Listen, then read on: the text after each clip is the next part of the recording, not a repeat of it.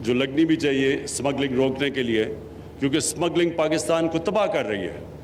ہماری انڈسٹری نہیں ڈیولپ ہوتی اسمگلنگ کی وجہ سے. انڈسٹری اگر نہیں ڈیولپ ہوگی ہم روزگاری ان لوگوں کو دے سکیں گے، اپنے نوجوان آبادی کو. اور دوسری چیز ہم ایکسپورٹ نہیں کر سکیں گے.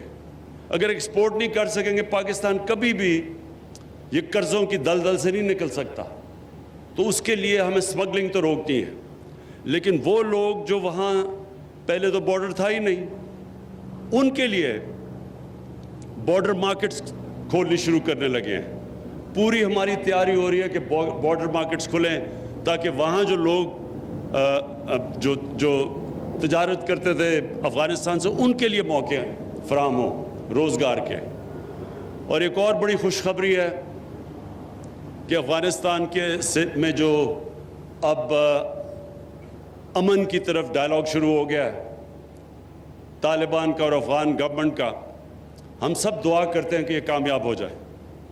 ادھر بھی ہمیں خوف ہے کہ ایسے عناصر بیٹھے ہوئے ہیں، ایسے ملک جو نہیں چاہتے کہ یہ امن ہو افغانستان میں.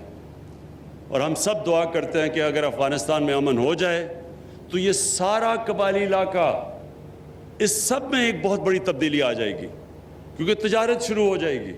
یہاں سے سینٹرل ایشیا تک موقع ملے گا تجارت کرنے کا. تو وہ خوشحالی آئے گی جو ابھی تک بدقسمتی سے جب سے پاکستان بنا ہے قبائلی علاقے میں وہ خوشحالی نہیں آئی. اور اب انشاءاللہ اگر یہ جس طرف جا رہا ہے امن کا بات چیت، اور انشاءاللہ اگر یہ آگے بڑھتی ہے تو سارا قبائلی علاقہ سب میں بہت بڑی تبدیلی آئے گی تجارت کی وجہ سے. میں آخر میں محمود خان آپ کو پوری اپنی طرف سے اور اپنی فیڈرل گورنمنٹ کی طرف سے آپ کو یہ پورا آپ کو اعتماد سے کہتا ہوں کہ ہر قسم کا آپ کے ساتھ آپ کی مدد کی جائے گی کہ یہ جو قبائلی علاقے جو آپ کا حصہ بنے پختونخوا کا، ان کی ہر قسم کی مدد کی جائے، ہر قسم کے فنڈز دیے جائیں، ہر قسم کی ڈیولپمنٹ کی جائے، کیونکہ یہاں لوگوں کو سب سے زیادہ ضرورت ہے. اور وجہ اس کی یہ کہ 70 سالوں میں یہ قبائلی علاقہ پیچھے رہ چکا ہے. سب سے زیادہ غربت یہاں ہے، سب سے کم تعلیم اس علاقے میں ہے، سب سے کم روزگار اس علاقے میں. یہاں سے لوگوں کو دور دور جانا پڑتا ہے روزگار لینے کے لیے. اس لیے ہماری پوری کوشش ہوگی کہ اس علاقے میں انڈسٹری بھی لگے، اور انڈسٹری وہ لگے جو ایکسپورٹ کر سکے، خاص طور پہ افغانستان سینٹرل ایشیا میں.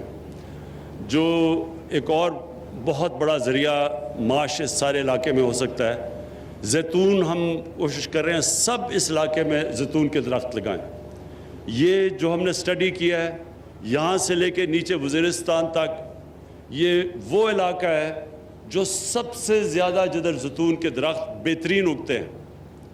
اور اگر یہ اگلے 3-4 سال تک جو ہم درخت اگا رہے ہیں، یہ آپ کو یہی اس علاقے میں اتنی آمدنی دے دے گا کہ آپ کو کسی کو ابھی تک اندازہ نہیں.